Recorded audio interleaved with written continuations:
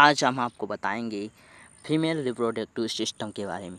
इसका पूरा reproductive system कैसा होता है, कैसे काम करता है, हर चीज़ इसी वीडियो में मिलेगी। सबसे पहले तो हम इसके फिगर के बारे में जानेंगे कि इसके फिगर में कैसा ये दिखता है और इसमें कौन सी चीज़ कहाँ पर पाई जाती है, क्योंकि ये जानना सभी के लिए बहुत ही ज़रूरी है, क्योंकि ये भगवान ने दिया है तो हमें जानना ही होगा। तो चलिए स्टार्ट करते हैं।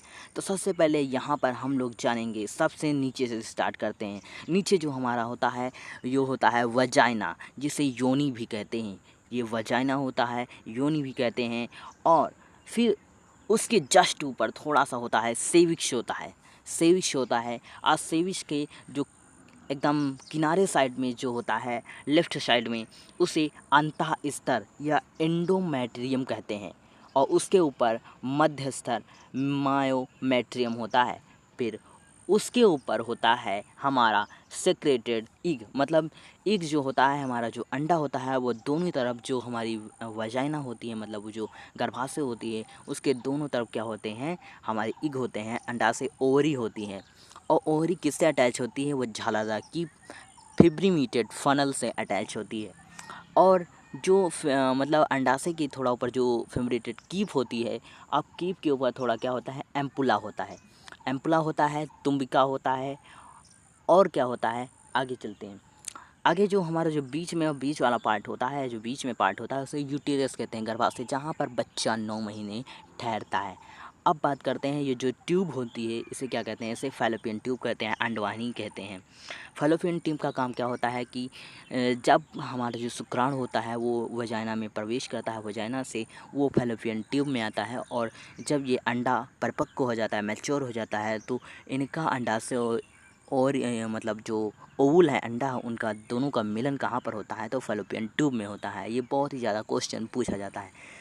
तो अब बात करते हैं इसके डेफिनेशन के बारे में और इसकी पूरी जानकारी के बारे में। चलिए स्टार्ट करते हैं, शुरुआत से शुरू करते हैं। सबसे पहले आपको मादा जनन तंत्र में क्या पढ़ना चाहिए, तो चलिए पहले हम पढ़ेंगे मुख्य जनन अंग।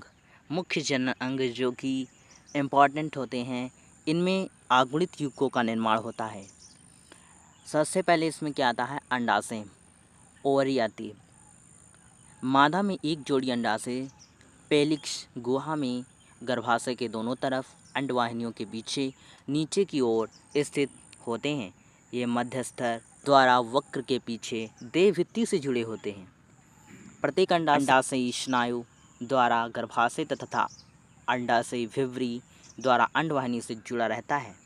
अंडाशय में परिधि की ओर ग्राफियन पुटकाएँ होती हैं, जिनमें अंडाणु का निर्माण होता है। ये लिंग हार्मोन प्रोजेस्टेरॉन का भी स्रावन करती हैं। सहायक जनन क्या होते हैं, इसमें हम लोग जानेंगे। सहायक जनन अंडवाहिनी या फैलोपियन नलिका, ये जो होते हैं फैलोपियन ट्यूब, ये होती हैं सहायक जनन अंग। ये एक जोड़ी पतली व कुंडली नलिकाएँ होती हैं। प्रत्येक अंडवाहिनी वायुकोशिका या इनफंडिबुलम, तुम्बिका, एम्पुला, इथमस या संकीर्ण पथ तथा गर्भाशय भाग में विभाजित होती हैं। अंडवाहिनी की भित्ति का बाह्य आवरण पेरिटेनियम होता है तथा इसके नीचे पेशीय आवरण मस्कुलर कोट होता है। इनके प्रमुख मुख पर कीप के आकार की झालरदार कीप फिब्रिलेटेड फनल होती है। इसके बाद का कुंडलित भाग फैलोपियन नलिका कहलाता है। जानते हैं गर्भाशय के बारे में, यूटेरस क्या होता है। यह मूत्राशय यूरिनरी ब्लैडर के ऊपर तथा पीछे स्थित होता है और स्नायु के द्वारा शरीर से चिपका रहता है। गर्भाशय की दीवार सरल पेशीय तंतुओं की बनी होती है, जिसे मायोमेट्रियम कहते हैं। गर्भाशय का ल्यूमेन श्लेष्मिका झिल्ली के द्वारा घिरा रहता है, जिसे एंडोमेट्रियम कहते हैं। गर्भाशय में भ्रूण अपराव प्लेसेंटा के द्वारा जुड़ा रहता है। बात करते हैं योनि की, वजाइना।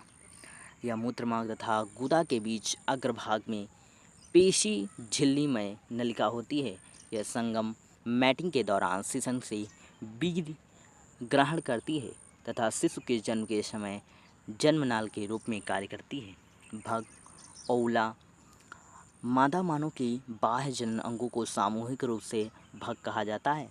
यह मोन्स, प्यूबिस, वृद्ध भकोष्ठ, लघु भकोष्ठ, प्रेनियम, भगसेप एवं प्रगाढ़ से मिलकर बनता है। भगसेप नरसिसन के समांग होता है और संवेदनशील अंग होता है। अब बात करते हैं सहायक ग्रंथियाँ क्या होती हैं इसमें। बर्थोलिन ग्रंथियाँ ये एक जोड़ी ग्रंथियाँ होती हैं जो मलाशय व प्रगाढ़ के बीच स्थित होती हैं। ये चिपचिपा द्रव स्रावित करती हैं जो मैथुन में सहायक होता है। अब बात करते हैं स्तन ग्रंथियों के बारे में। मेमरी ग्लैंड्स एक जोड़ी स्तन ग्रंथियाँ वक्ष के अधर भाग में स्थित होती हैं। ये दुग्ध श्रावण करने वाली ग्रंथियाँ हैं। प्रत्येक ग्रंथि 15 से 20 पलिकाओं की बनी होती हैं। चुचुक निपल के चारों ओर उपस्थित गोलाकार वर्णक युक्त भाग को कर्तिका कहते हैं। शिशु जन्म के पश्चात स्तन ग्रंथियों के प्रथम स्राव को नवदुग्ध या कोलेस्ट्रम कहते हैं।